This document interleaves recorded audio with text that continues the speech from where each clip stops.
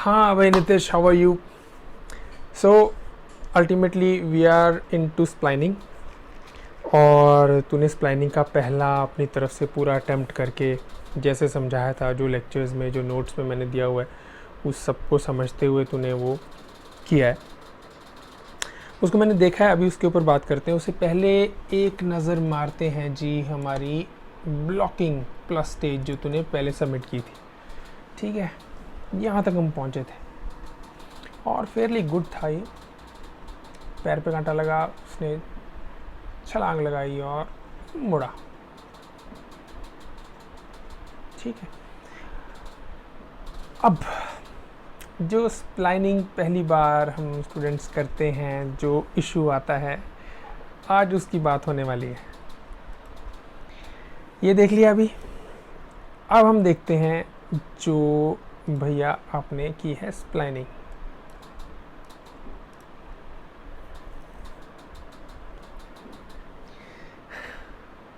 देखो देखो देखो देखो देखो।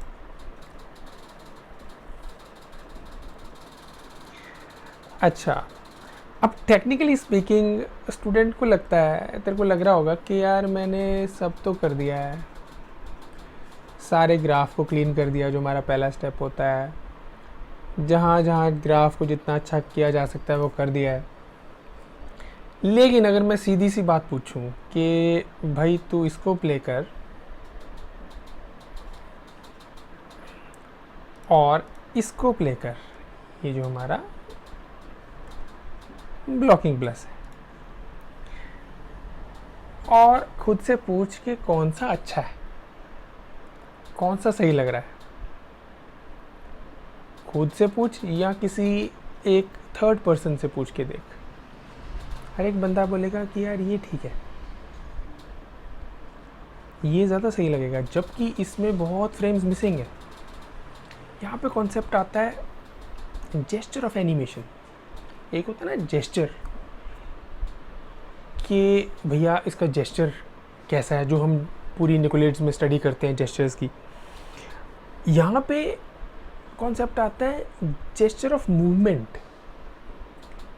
डिटेल चाहे नहीं है, लेकिन जो एक मूवमेंट का जेस्चर है, यानी एक झलक हमें दिखती है ना मिसिंग फ्रेम्स के बावजूद। हमें ये जो ब्लॉकिंग प्लस स्टेज है, इसमें एक झलक दिख रही है, और वो झलक को हमने बड़ी जजमेंट से बनाया होता है। वो झलक हमको सही मीनिंग दिखा रही है, यानी उसमें जो वेट या जो बिलीवेबिलिटी लाइफ की हमें चाहिए वो दिख रही है। क्यों दिख रही है? क्योंकि जो उसका जेस्चर है वो सही है, जेस्चर ऑफ मूवमेंट सही है, चाहे डिटेल नहीं है। अब पंगा क्या होता है भैया, जब स्प्लाइनिंग करनी पड़ती है, यहाँ तुमने एक फ्रेम बनाया, फिर चौथा, फिर सातवां, जब चलाया तो हमारे माइंड को ने जेस्चर देखा कि हाँ यार सही सा लग रहा है मूवमेंट, तो बीच के अंदाजे ना वो दिमाग खुद ही लगा लेता है, वो खुद ही कमी पेशी पूरी कर देता है। लेकिन जब हम स्प्लाइनिंग करते हैं तो भाई पंगा पड़ता है कि एक एक फ्रेम हमको बनाना है, परफेक्टली डिफाइन करना है। जब सारे फ्रेम डिफाइन करने पड़ते हैं, और जब कर भी हम कंप्यूटर के थ्रू रहे हैं, ग्राफ के थ्रू कर रहे हैं, तो क्या होता है, तो वो जो झलक है ना, वो जो हमने ब्लॉकिंग प्लस में क्रिएट की हुई है, वो भी गायब हो जाती है। क्योंकि वो जो डिटेल बनाई है उसमें अभी बहुत रियलिटी से दूरी है। वो किसी जो बीच के फ्रेम्स हैं वो किसी ग्रेविटी ने नहीं बनाए, वो लॉज ऑफ फिज़िक्स ने नहीं बनाए, वो स्प्लाइनिंग ने, हमारे हाथ ने बनाए हैं जब हमने शुरू में उसके ग्राफ को सही किया। तो अब वो सारे फ्रेम्स जो है ना, वो जब तक बिल्कुल सही नहीं होंगे, यानी जो जेस्चर ऑफ मूवमेंट हमें यहाँ दिख रहा है ब्लॉकिंग प्लस में, जब वही जेस्चर ऑफ मूवमेंट हमें वहाँ अचीव नहीं होगा, तब तक हमें सही झलक नहीं दिखेगी। यहाँ तो थोड़े से फ्रेम ठीक कर लो तो झलक सही हो जाती है, वहाँ सारे फ्रेम्स को सही करने पे ही झलक ठीक होगी। ठीक है, ज़्यादा फिलोसफिकल तो नहीं हो गया ना? सही है। अच्छा, अब हम बात करते हैं कि भैया करना क्या है। ये तो हो गया, बहुत फंडे तो हो गए, लेकिन करना क्या है, चलो देखते हैं करना क्या है। पॉइंट बाय पॉइंट देखते हैं कि हो क्या रहा है। देखो यहाँ पे देखिए, प्ले करो तो ये असली इंसान नहीं लग रहा ना, फ्लोटीनेस भी है, ज़बरदस्ती की मूवमेंट भी है जो कि against the loss of gravity and physics लगती है। दूसरा, हमने जो कॉन्सेप्ट इस ट्रेनिंग में बड़ा इंपॉर्टेंट समझा हुआ है वो है ऑडियंस आई। एक आर्टिस्ट के लिए ये ऑडियंस आई को ज़िंदा रखना, आर्टिस्टिक आई भी बोल सकते हैं इसको, नाम जो भी दो, अभी हम समझते हैं कि बात क्या कर रहे हैं। ऑडियंस आई वो है कि जो जब हम काम कर रहे होते हैं तो हम उसमें घुस जाते हैं। तो अभी तू घुसा हुआ है, तू देख रहा है यार प्लानिंग में मैंने सब ठीक कर लिया, ये है वो है। अब तुझे ऑडियंस आई से देखना ज़रूरी है, यानी कि तू उसके अंदर जो घुसा हुआ है ना उससे बाहर निकल के फिर एक ऑडियंस की तरह देख, यानी जिस तरह से तू इस दुनिया को देखता है। अगर तू बाहर किसी आदमी को बड़े अजीबोगरीब तरीके से चलता हुआ देखे तो तू अचानक पकड़ेगा, अरे यार इसको क्या हुआ, या इसकी टांग में दर्द है, या इसकी टांग में कुछ चक्कर है। बिना किसी कैलकुलेशन के, तो वहाँ कोई फ्रेम्स तो गिन नहीं रहा कि भैया कितने फ्रेम रेट पे चल रहा है वो, लेकिन हमें पता चलता है ठाक से। वही नज़र से हमने अपनी एनिमेशन को देखना है। अभी उसी नज़र से देख कि यार क्या सही लग रहा है क्या, नहीं पंगे लग रहे हैं ना बहुत, कैसा चल रहा है वो, इंसान की तरह तो चल नहीं रहा, अजीबोगरीब तरीके से चल रहा है ना।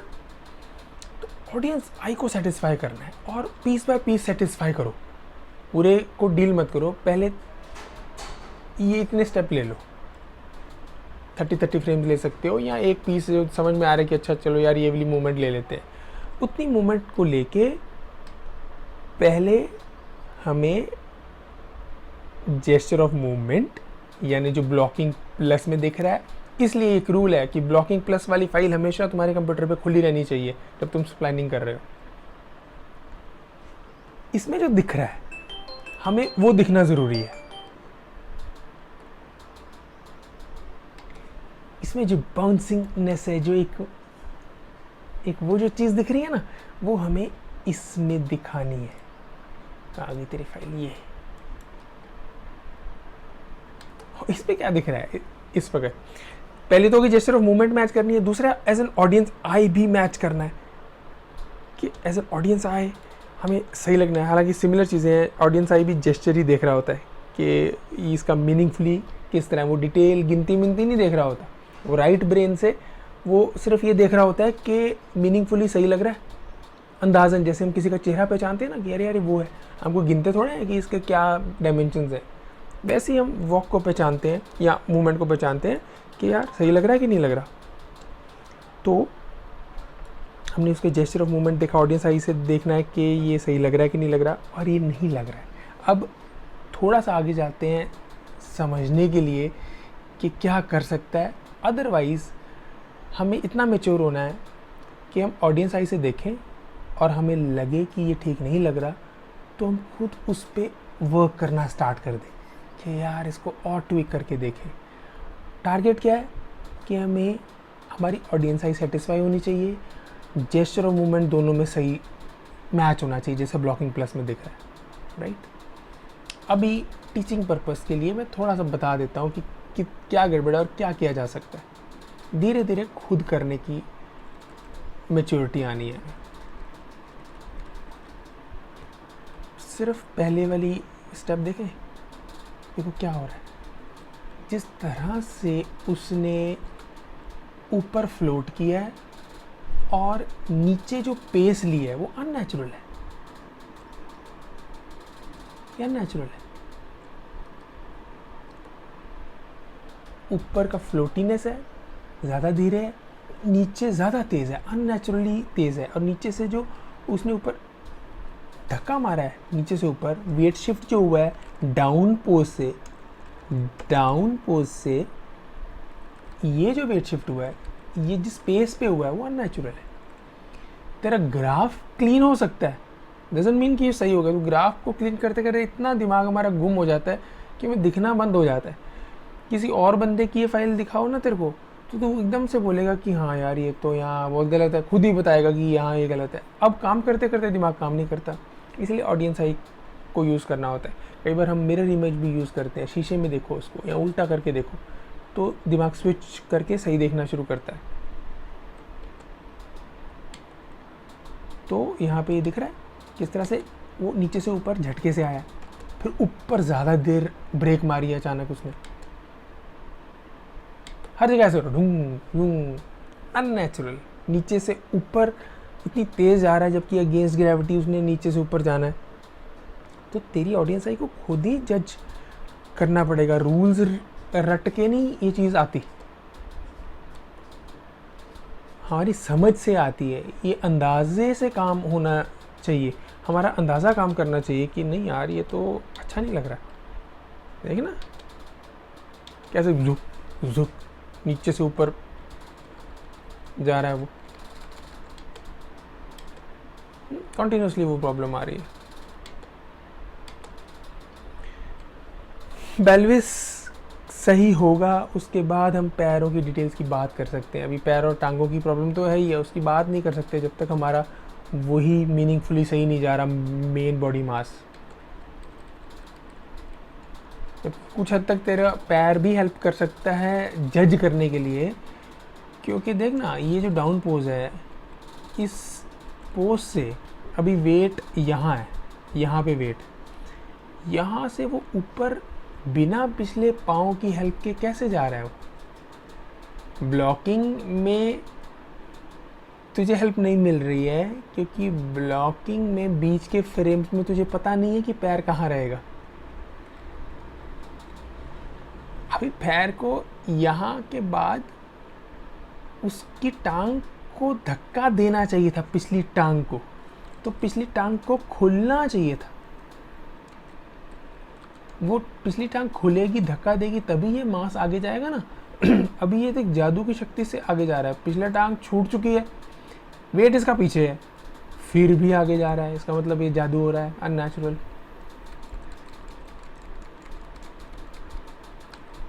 यहाँ पे भी वही हो रहा है, नीचे गया, उसके बाद उसको थोड़ा धक्का, ये उठना नहीं चाहिए था, वहीं रहना चाहिए था। पैर को भी जो है इस शेप में होना चाहिए था कि पंजा यहाँ रहे और एंकल खुल जाना चाहिए था, और ओवरऑल मूवमेंट में ये झटके नहीं होने चाहिए थे। अब उसमें जंप में देखना कितने पंगे हुए हैं। जब उसके यहाँ पे कांटा लगा, कांटा लगा, कांटा लगा, लगा, ओके, यहाँ पे जब उसको कांटा लगा तो अगले पंजे पे उसने अपने भार को थोड़ा शिफ्ट किया, दैट वाज द पॉइंट, और उसके बाद स्लो आउट करता हुआ जंप मारना उस बंदे ने। अभी हो क्या रहा है, देख स्लो आउट हुआ, रास्ते में जहाँ फुल स्पीड होती है वहाँ ब्रेक लगी, ये देख ब्रेक, कितनी कैंट ब्रेक लगी है, ब्रेक लगी, उसके बाद फिर से वो उड़ गया। ऐसा लग रहा है जैसे वो ब्रेक लगाने के बाद उसके पंख लग गए हैं और वो उड़ रहा है, जबकि उसको यहाँ से स्लो आउट होके टॉप तक पहुँचना था। स्लो आउट होके पूरी स्पीड गेन करके यहाँ से स्लो आउट हुआ। अब यहाँ फुल स्पीड होनी चाहिए, कोई ब्रेक नहीं, full speed full speed full speed, ऊपर जाके स्लो इन, हाइट में स्लो इन, फिर ऊपर से स्लो आउट, यही था ना। अभी ये क्या फीलिंग दे रहा है हमको, ये फीलिंग दे रहा है कि वो गया और रास्ते में चिपका, उसको रास्ते में किसी ने रोक लिया, तो अब उसके बाद इसकी पावर नहीं है कि वो और ऊपर जाए, फिर वो पंख लगा के ऊपर जा रहा है क्योंकि लीनियर जा रहा है ऊपर, तो कन्विंस नहीं कर रहा हमको, चिपका हुआ लग रहा है हवा में किसी चीज़ से, है ना। तो अगर हम यहाँ से स्लो आउट देंगे, पावरफुल स्लो आउट, और रोकना नहीं है, फिर स्लो आउट, फुल स्पीड, फिर ऊपर जाके स्लो इन, फिर ऊपर से स्लो आउट, यहाँ स्लो इन, वो ठीक है। अब ऊपर का जो पाथ है ना वो भी पैराबोलिक नहीं लग रहा मुझे, कि बड़ा ट्रायंगुलर सा लग रहा है। ऊपर देख ना, पाथ भी सही नहीं है, वो देख ऊपर हमें कुशनिंग भी नहीं मिली, ऊपर स्लो इन होना चाहिए, स्लो आउट होना चाहिए, जैसे बॉल्जिक बॉल होती है, वो वाली फीलिंग भी नहीं आई। अगर तुझे यहाँ फ्रेम बढ़ाने का दिल कर रहा है तो बढ़ा दे, क्योंकि हमने यहाँ एग्जैजरेट किया हुआ है वीडियो के कंपैरेटिवली हाइट बढ़ाई हुई है, तो यहाँ पे प्ले कर सकते हैं उस प्लानिंग में। हाइट और भी बढ़ा सकता है, टाइमिंग भी थोड़ी सी बढ़ा सकता है अगर ज़रूरत लगती है। पहले तो स्लो एंड स्लो ठीक से हैंडल करना, तेरा हैंडल ही नहीं हो रहा, उसके बाद जज करेंगे कि टाइम बढ़ाना है या क्या करना है। बात का उतना ख़राब नहीं है, मोर और लेस सही है।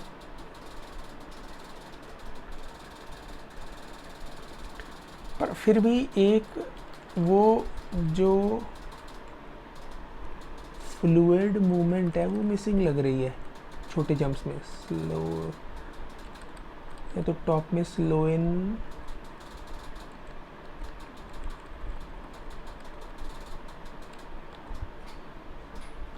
और लास्ट वाला जो जंप है ना जिसमें हम ब्लॉकिंग प्लस में बात कर रहे थे, वो अभी भी उतना मज़ेदार नहीं है।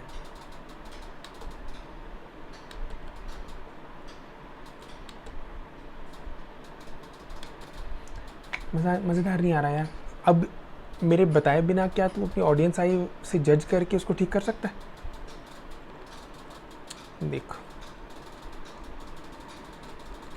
स्लो विंस मेरे ख्याल से ऊपर ही अच्छा स्लो इन स्लो आउट नहीं मिल रहा हमें।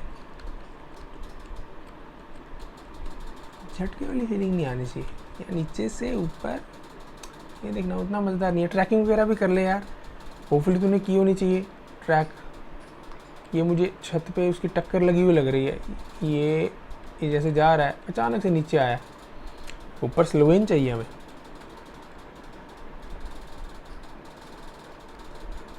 फिर यहाँ स्लो इन स्लो आउट, ये मूवमेंट मेरे को बड़ी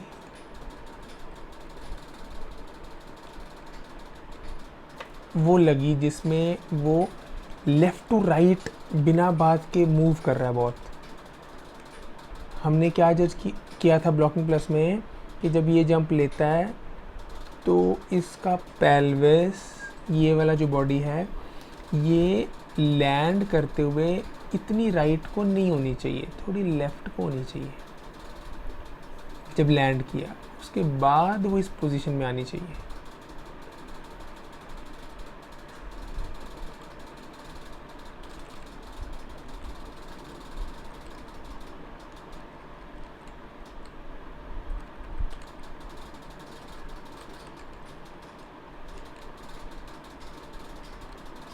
बस वो ये लास्ट जंप में ना लेफ़्ट टू राइट जो है वो पेल्विस थोड़ा ज़्यादा मूव करता हुआ लग रहा है। उसको लैंड करने के टाइम थोड़ा और इस तरफ को अगर होगा और बाद में सीधा होगा तो ज़्यादा अच्छा लगेगा। इतना कर ले भाई, इतना करेगा तो इतने क्लोज आ जाएगा कि पंगा नहीं रहेगा ज़्यादा। उसके बाद जो तेरा फ्रंट वाला पोर्शन है वो इतना पंगे वाला नहीं है यार। मतलब फ्रंट वाले में तो वेट बैलेंसिंग मेनली करनी है, वो हो जाएगी।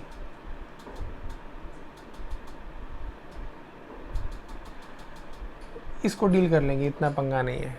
वो वहाँ से सब ठीक कर ले साइड से, ये हो जाएगा।